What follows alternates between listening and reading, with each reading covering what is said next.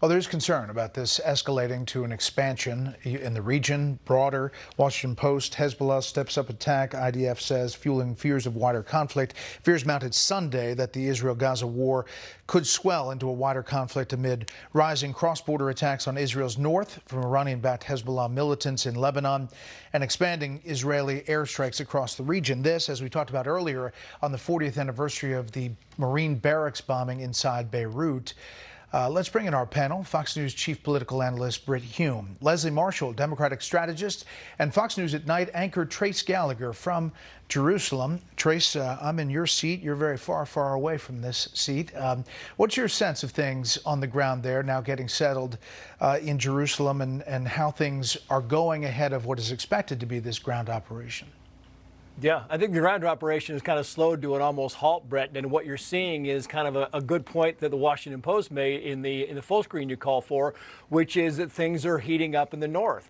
And today we saw a rocket attack in Kiryat Shimona, and those may recall back in 2006, we were all up in Kiryat Shimona because it was the war between Hezbollah and Israel, and we were watching rockets come in and out for about 30 days. That's the big fear, is they keep shooting rockets, and the IDF, the Israeli Defense Forces, keeps going after these military points in Lebanon where these rockets are coming from, and it sounds and looks like that northern front is going to become an active front as soon as this ground invasion begins. The problem is nobody knows when the ground invasion is going to begin. Maybe that's a good thing. Maybe the more time that the Israeli Defense Forces have, the more they can get an idea of what they're facing in what would be a very ugly urban warfare, Brett. Yeah.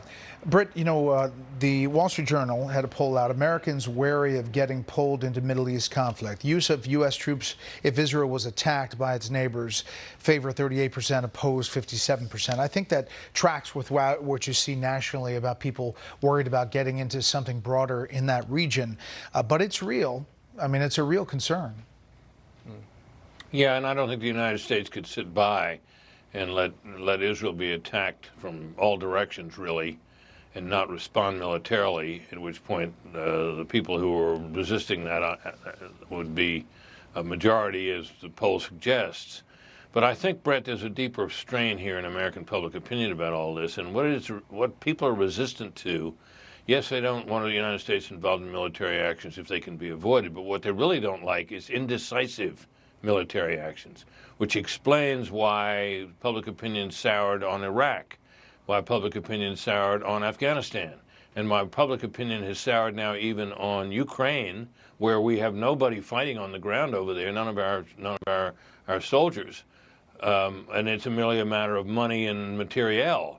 But even that, if people don't think there's a plan to win it, they want to end it. So that's, I think, something to keep in mind as we move forward here and keep an eye on American public opinion. Yeah, Leslie, as you bounce around these campuses all over and these different protests we're seeing in the U.S. and around the world, there's a bipartisan delegation from Capitol Hill and bicameral as well. As Senator Katie Britt, Republican from Alabama, had just watched these videos shown by the IDF in Israel and was emotional. Take a listen.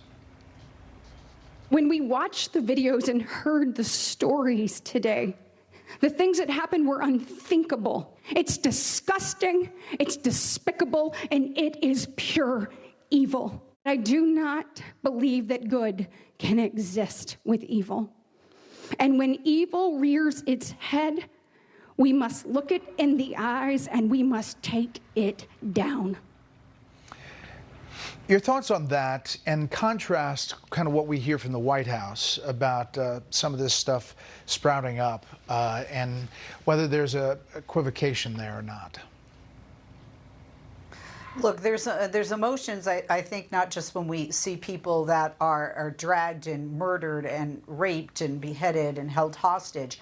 And that, Brett, I would say, is a huge issue. What Israel decides to do with Gaza, with Lebanon, with Syria, with the United States and our allies decide to or not to do is definitely going to be taken out on, if you will, by Hamas on these hostages. And I'm sure that the officials making these decisions know that far better than I do. But, politically, we see these images and we get outraged.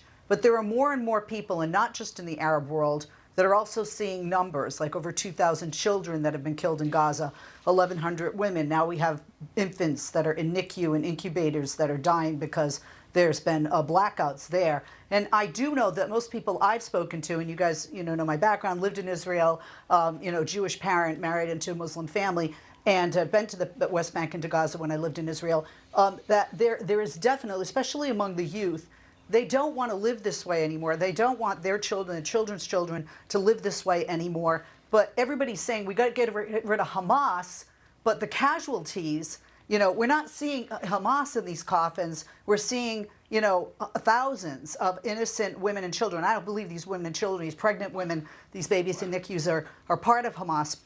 So the emotion we're hearing, not just from Republican legislators, but from Democratic legislators, we're just so we're so upset about what's happening to the children, and that's why what Israel decides to do with a ground offensive is essential. Let's keep in mind here that the information that we see so widely quoted and reported on the casualties in Gaza are coming largely from the Palestinian Health Authorities or Health Ministry, which is Hamas-controlled. And I think we have to be very much on guard and to not exaggerate those casualties, because they come from sources we simply cannot rely on. I mean, to that point, the New York Times came out with an editor's note on the Gaza hospital coverage, saying that given the sensitive nature of the news during the widening conflict, prominent promotion it received, Times editors should have taken more care with the initial presentation and been more explicit about what information could be verified. Trace, last word here quickly. Israeli defense officers and a whole bunch of officials coming out saying, we need to be careful about getting it out there and calling some of them. The New York Times didn't just get this wrong and report it wrong. They screamed it wrong with the biggest headlines, and they called it a dispute. And they only took evidence from one side of this, and that was Hamas. And Hamas was giving them phony information. And then Israel said initially, look, we are not doing anything. We are going to investigate this. And then they gave all the proof they needed. And it turned out that Hamas was wrong, and they're wrong, Leslie, about the numbers in most cases as well. We will talk about this. But Trace, Doctors Without Borders has specifically said that the children in the incubators, because of the blackouts, are dying. And I believe those Doctors Without Borders who have no political game in this, and they're international physicians from the United States and elsewhere in the world.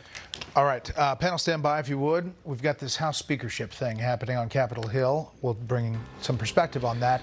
Looking live on Capitol Hill there, we can take the live shot again.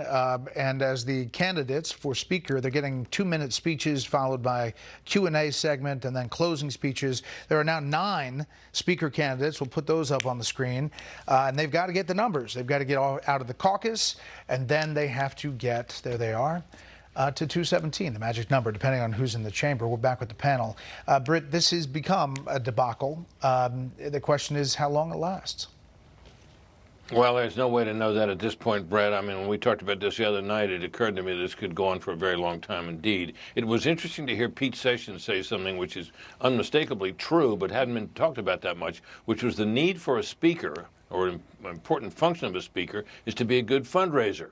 And he suggested he could be one. Well, perhaps he can. But who was a world-class fundraiser by any measure? Kevin McCarthy was. And they discarded him. But, it's come down to the fact that the way they set the rules and the way McCarthy set them, allowed them to set them, it only took 8 people to unhorse him, and he got unhorsed. To your point, former House Speaker Newt Gingrich this weekend. Trace, your thoughts? Yeah, I flew over, and a lot of people, a lot of political people are just kind of indifferent. If the opposite of love is indifference, that's where they are. Maybe it's time they got in the basement and did some paper, rock, scissors or a secret straw poll and see if any of the 9 can come up with 217. All right, Leslie. Leslie, did you say me? Yeah. Yes. Okay. I would just agree with Brett that it's going to go for a very long time. If you can't decide between 2, now you got 9. Even if you whittled that down to 2, this I fear is going to go on a long time. I think I'm liking the rock paper scissors idea right now, Trace. Maybe so. From overseas, that sounds like a good idea. All right, panel, thank you so much.